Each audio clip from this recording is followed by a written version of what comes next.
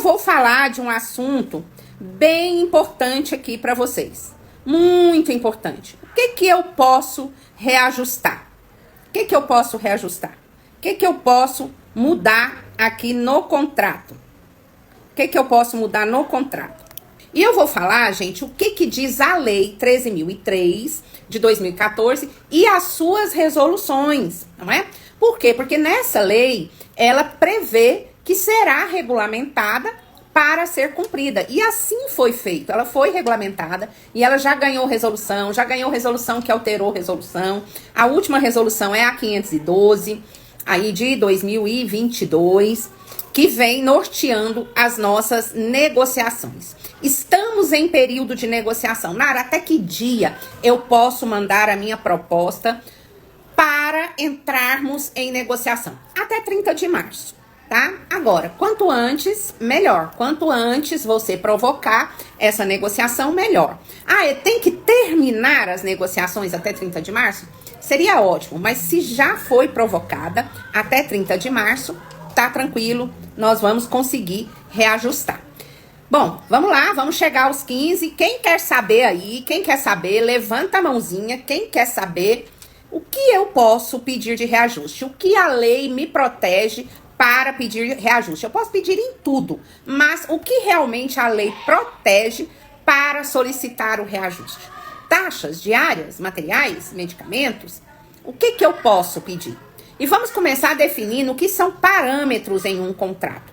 O que são parâmetros? A gente ouve muito isso. Parâmetros, parametrizar sistema, mas às vezes a gente nem sabe de onde vem essa palavra parâmetros, não é verdade? Gente, vai me sinalizando aí se você tá me vendo bem, me ouvindo bem, por favor, tá bom?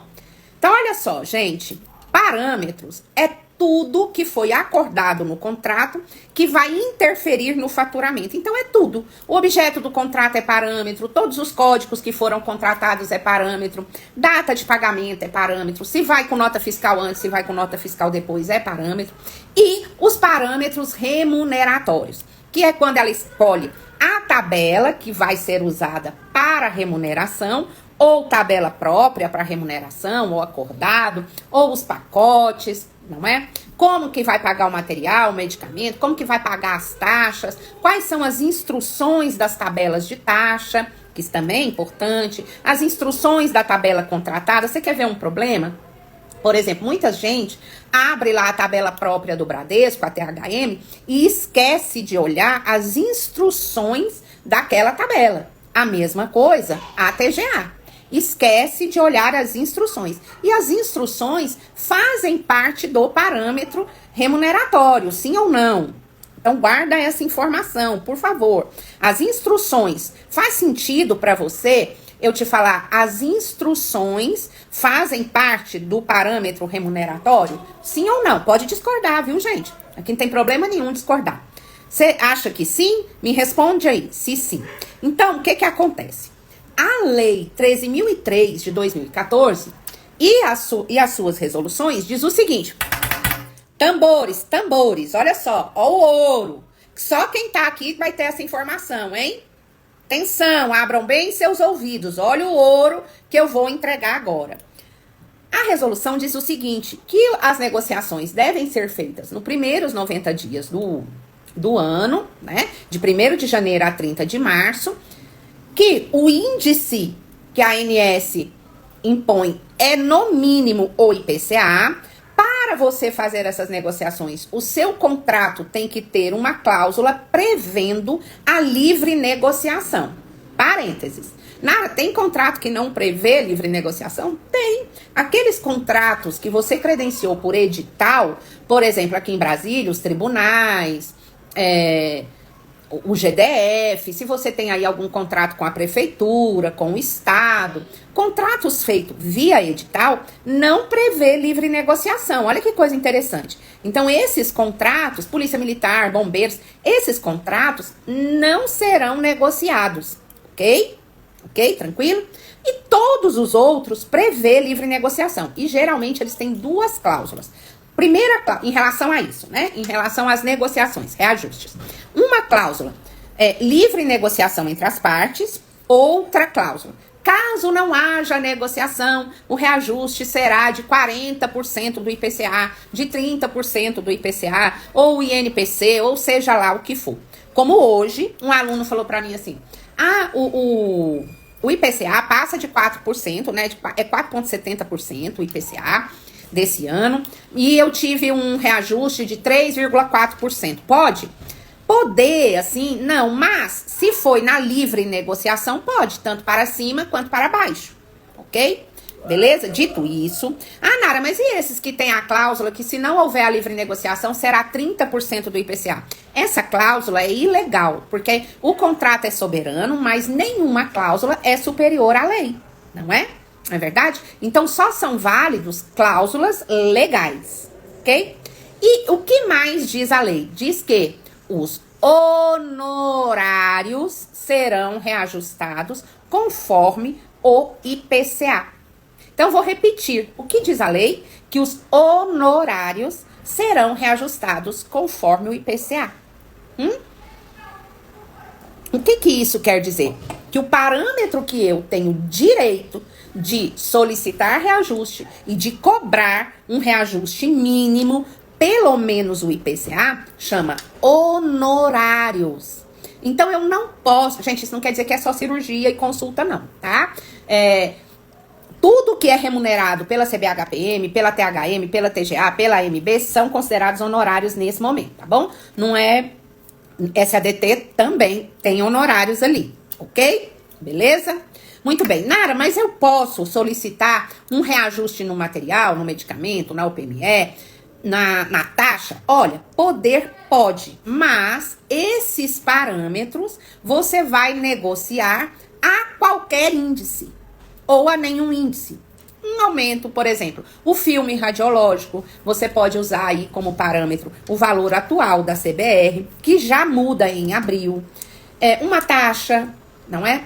O pacote, Nara, o pacote, se for pacote de despesas, por exemplo, é muito comum nós termos negociações que pagam os honorários separados e os pacotes são relativos a outras despesas, principalmente hemodiálise, a medicina transfusional, esses tipos de procedimento. Aí, nesse caso, você pode negociar, mas você não tem proteção nenhuma, nem mesmo legislação que te garanta pelo menos o IPCA, ok?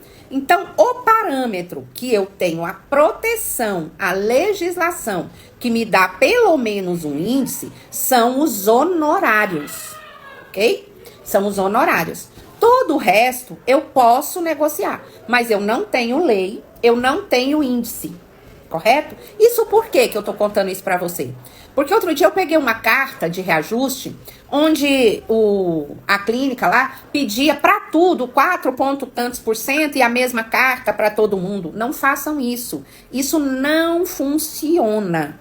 Isso não funciona. O que a gente tem que fazer? Para cada contrato, uma carta. Não dá para fazer uma carta padrão. Aí você vai me perguntar assim, Nara, você tem modelo de carta para reajuste? Tenho. Mas o que eu vou ensinar, o que eu vou passar de conhecimento no aulão de reajuste é o inverso disso. Vou entregar muitos modelos. Mas o que você tem que aprender a fazer é raciocinar perante o contrato, perante os parâmetros daquele contrato, que tipo de carta você vai enviar. Olha que interessante. Então, não é uma carta só para Deus e o mundo, não. É conforme o contrato, eu vou redigir uma carta. Se for um contrato com muitos pacotes, perceba, pacotes que incluam diárias, taxas, materiais e medicamentos, eu já não tenho a mesma garantia de aumento conforme o IPCA. Vocês sabiam disso? Conte para mim. Conte para mim. Vocês sabiam disso? Vocês sabiam disso? Conte para mim. Vocês sabiam que se for um pacote que eu não tenho ali,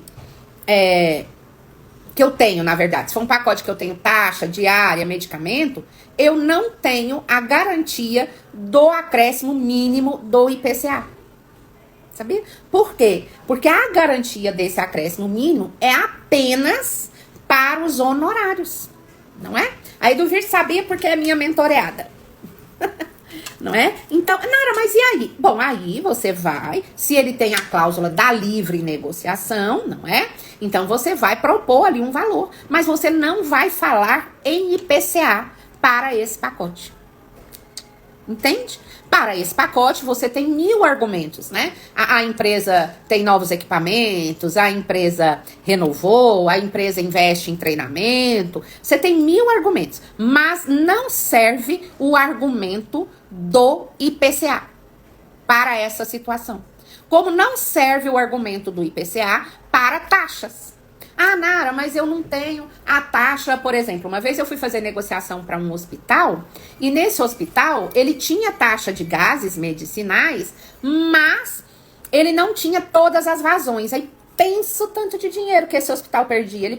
Ele só tinha taxa de oxigênio para o pronto-socorro, ele não tinha taxa para o centro cirúrgico, ele não tinha taxa para UTI e nem todas as vazões. Na oportunidade de renegociação, de reajuste, nós fizemos ali uma negociação das taxas, mas eles não falamos a palavra IPCA, não era pertinente.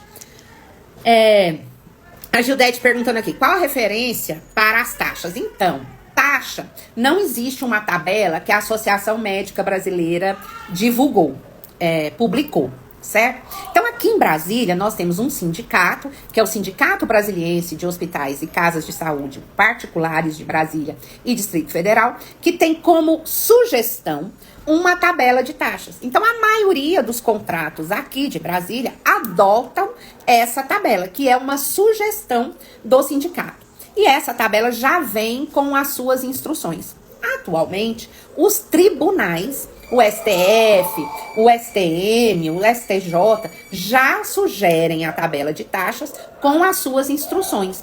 Então, quando você pegar um contrato e ele contratou lá as taxas ou por uma unidade de medida ou um valor em moeda, procure as instruções. Por que eu preciso de instruções em taxas? Por exemplo, eu posso cobrar o dia da alta?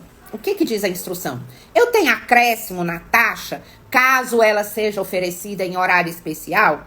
Qual seria esse horário especial? Eu posso cobrar quando ocorrer 2 ou mais cirurgias, outras taxas da cirurgia ou só a taxa da cirurgia principal? Você percebe? Você acha que isso impacta no faturamento? Me responda você, sim ou não.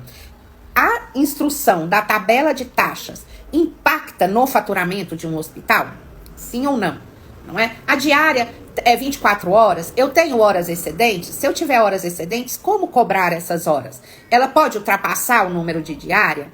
Né? Então, respondendo a sua pergunta, Gildete, não temos uma tabela de taxas referência nacional. Nós temos que entender o que significa cada taxa, o que está incluído em uma diária. Está incluído os serviços da enfermagem? Por exemplo, se eu não tiver pacote para o pronto-socorro, eu posso cobrar taxa de injeção, taxa de instalação de soro, taxa de sondagem. Na diária, no paciente internado, eu posso cobrar essa taxa?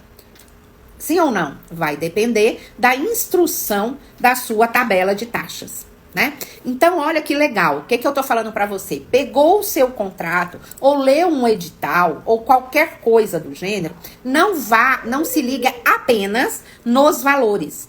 Porque as instruções vão impactar muito o seu faturamento. E se impactam o faturamento, posso negociar. Mas eu não tenho a proteção da Lei 13.003 e nem das suas resoluções, né, das suas resoluções normativas para o reajuste pelo menos conforme o IPCA. Por que eu repito pelo menos?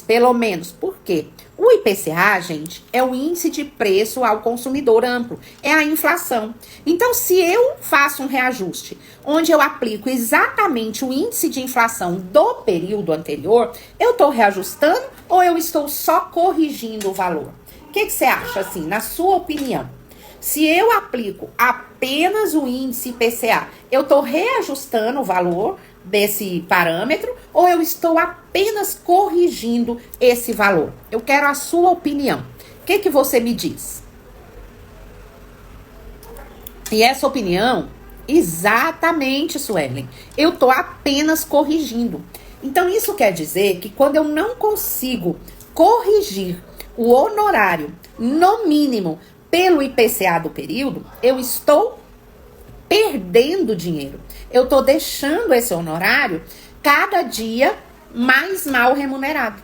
Porque aquele profissional que está recebendo esse honorário está perdendo a sua condição de compra, não é? Então, a própria clínica, o próprio hospital, começa a perder a sua condição ali de repor material, de contratar novos profissionais, de investir numa acreditação, de investir em tecnologia. Então, esse é um bom argumento para conseguir, no mínimo, o IPCA que a lei garante. Mas a lei garante para honorários.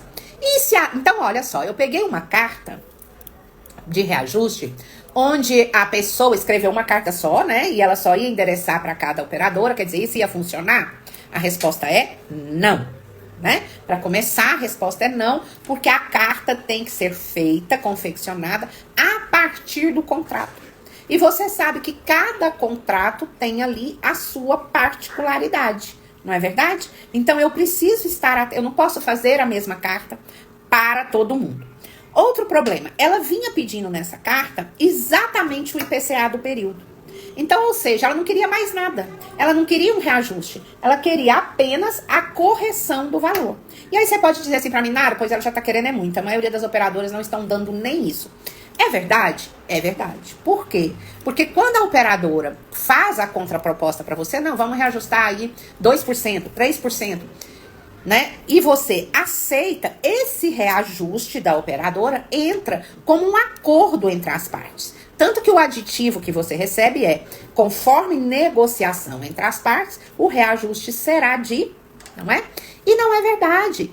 Ou é, se você aceitou, se você mostrar a lei, não é? Mostrar que aquela cláusula que reajusta abaixo do IPCA é ilegal, talvez você abra aí uma janela de diálogo de conhecimentos e ideias.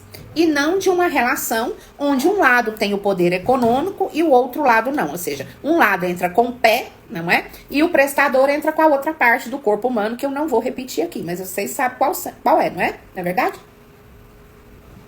Então, é muito importante você ter esse conhecimento, não é? É você saber o que você está pedindo. É fato que você pode pedir o reajuste em qualquer parâmetro, até mesmo em uma determinada instrução. Tranquilamente. Por exemplo, eu não posso cobrar o dia da alta apenas no óbito. Eu posso pedir uma revisão dessa instrução. Sim ou não? Claro que posso. E ela vai fazer diferença no meu orçamento. Se eu sou um pronto atendimento, se eu presto serviço 24 horas, eu posso pedir ali na minha tabela de taxas que os serviços executados em horário especial recebam 20% de acréscimo. Isso vai impactar o meu faturamento e não necessariamente eu estou falando de valores diretos, não é verdade? Eu posso pedir para que um determinado procedimento, eu posso sugerir um pacote que faz mais sentido para esse prestador, para diminuir as glosas, para tornar o faturamento mais ágil. Posso. Então, é um momento, gente, de negociações. Eu posso negociar tudo. Eu tenho garantia de pelo menos correção em tudo? A resposta é não. Está garantida a correção em honorários. Então, ao não redigir a carta, em fazer uma reunião para discutir reajustes, não mande o IPCA se você está querendo reajustar, por exemplo, a taxa de administração do medicamento restrito hospitalar, não é? Qual a diferença, gente, agora aqui para os inteligentes? Qual a diferença do preço de fábrica de um medicamento para o preço máximo ao consumidor? Qual é a porcentagem que separa o preço de fábrica de um medicamento no Brasíndice para o preço máximo ao consumidor? Quem aqui sabe? Quem aqui sabe qual é a diferença que separa o preço de fábrica do preço máximo ao consumidor? Quem é que sabe? Não é? Depois, vocês vão pensando aí nessa pergunta e me responda. Por que que essa pergunta é importante? Porque às vezes eu tenho uma negociação que ele me paga o medicamento restrito, preço de fábrica, mais 15%. Será que tá bom esses 15%? Será que me atende? Em qual parâmetro tá essa porcentagem? Não é? Por que disso? Porque a gente tem uma lei que diz que medicamentos restritos não podem ser divulgados com o preço máximo do consumidor. Então, é o preço de fábrica mais uma taxa administrativa, que é a taxa de compra, de armazenamento, de manipulação, não taxa comercial, tá, gente?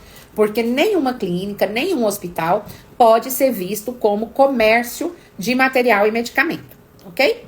Beleza, dito isso, a minha pergunta novamente. Qual é a porcentagem que separa o preço de fábrica do Brasíndice para o preço máximo ao consumidor? Quem sabe aí, me responda. Me responda. Por favor. Não é? Porque, embora essa taxa de administração não esteja coberta pela lei, se eu tiver esse conhecimento, eu posso negociar essa taxa um pouco melhor. Desde que eu saiba o que separa o preço de fábrica do preço máximo ao consumidor de um medicamento, seja ele qual for, seja o restrito, seja ele qual for. Fala pra mim se alguém aí sabe, vocês que já trabalham na área, pensa aí, qual seria a taxa que me levaria ao preço máximo ao consumidor? Equivalência, mas qual é a porcentagem dessa taxa? Que equivaleria o preço de fábrica ao preço máximo ao consumidor? Quem sabe?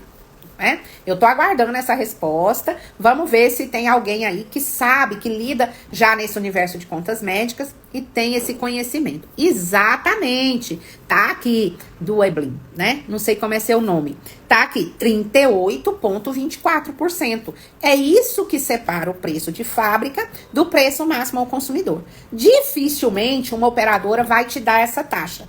Quem dá essa taxa são os tribunais, a polícia militar, dão essa taxa. Tirando isso, não vão te dar essa taxa. Mas você concorda que 15% tá muito longe? Tá muito longe? Então, a gente tem que aí, partindo desse princípio, não é? Que essa taxa é para cobrir compra, frete, armazenamento, manipulação do medicamento, não é? Que nós temos muitos medicamentos que não têm estabilidade, e etc, e etc. Não é? Uma taxa razoável é acima de 25%, né? Porque senão a gente fica muito longe do preço máximo ao consumidor. E aí eu posso citar esse dado na minha negociação, na minha carta, visto que o preço de fábrica está afastado do preço máximo ao consumidor por 38,24%, considero razoável a taxa de administração que cobre a compra, o frete, o armazenamento, a manipulação, a diluição, não é? 30%, por exemplo. Percebe? Eles vão aceitar? Talvez não, mas com certeza não vai manter os 15%. Por que eu tô falando isso para você, gente? Para cada contrato um argumento, para cada parâmetro um argumento. Percebe? Então não é uma carta padrão, não é um modelo padrão. Ah, você tem modelo? Tenho vários modelos, né? E que serão disponibilizados aí no aulão de renegociação. Mas o que realmente eu quero conduzir você é para você ler o contrato e deste contrato extrair os melhores argumentos, a melhor carta para negociação, não é? Quem define do Virgens é a operadora. A operadora te faz uma proposta para medicamento restrito, preço de fábrica mais 20%, mais 25%, mais 28%, mais 30%, né? Mais 35%. E por que é importante você reajustar essa taxa? Por que é importante você reajustar essa taxa, visto que o periódico já reajusta o valor do preço de fábrica? É importante porque eu vou te fazer aqui algumas perguntas. A energia subiu aí na sua cidade, no seu estado? Você tá pagando mais caro na energia? Me conta. Espaço, aluguel de espaço. Tá mais caro ou tá mais barato aí na sua cidade? Né? A manipulação desse medicamento. Eu preciso ter uma enfermeira ali para manipular esse medicamento, uma técnica de enfermagem. O salário subiu ou diminuiu? Não é? Então, essa taxa é para cobrir essas despesas, percebe? Então, eu tenho que aumentar em porcentagem essa taxa para acompanhar as despesas inerentes a frete, a armazenamento, a diluição, a manipulação e as perdas possíveis, certo? Aumento dos insumos, percebe? Então, eu tenho muitos argumentos para solicitar um aumento em porcentagem, tá certo? Ok? Gente, então, o que acontece? Fazer igual os padres. Nós estamos aqui reunidos para acharmos soluções e tornar os nossos contratos efetivos. Quando um contrato é efetivo e ele não deixa dúvidas, tanto nos seus parâmetros remuneratórios como nas suas instruções, eu tenho menos conflito, ou seja, menos glosa, e quando eu tenho a glosa, eu tenho argumentos para recorrer ou para acatar. Então, tudo vai depender do quanto o contrato é claro e efetivo. E esse momento agora das negociações não se trata exclusivamente de melhorar a remuneração. Trata-se também, mas eu claro que posso aproveitar esse momento, não é? Para ali fazer um ajuste nas instruções, na redação do contrato, correto?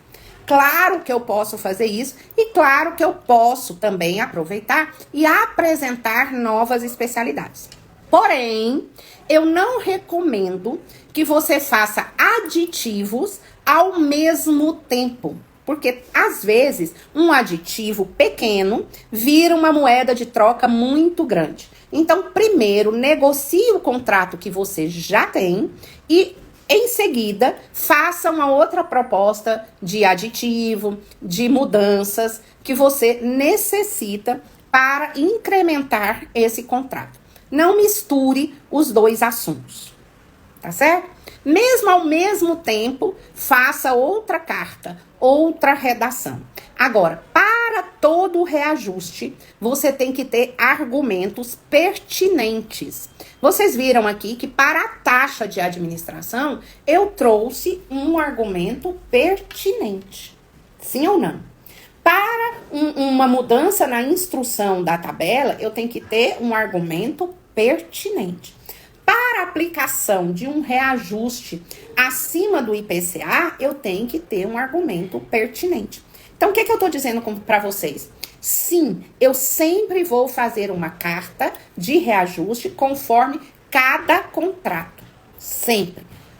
Mas também, a cada carta, eu vou reapresentar esse prestador. Então, se nesse último ano foi feita reforma, quais os equipamentos vocês têm, se vocês estão dando treinamento frequentemente, se vocês estão participando de algum projeto aí de qualificação, se vocês têm investido em pessoal, o que vocês têm feito aí para funcionar esse contrato, né? O que você tem feito? Você melhorou o atendimento? Você aumentou o seu pessoal? Hoje mesmo, eu estava discutindo com uma faturista que a recepção dela está muito sobrecarregada. E aí a gente chegou à conclusão que essa clínica já comporta um centro ali para autorizações, né? Atendimento de WhatsApp, responder WhatsApp, responder telefone, um atendimento, e ali já retirar as autorizações.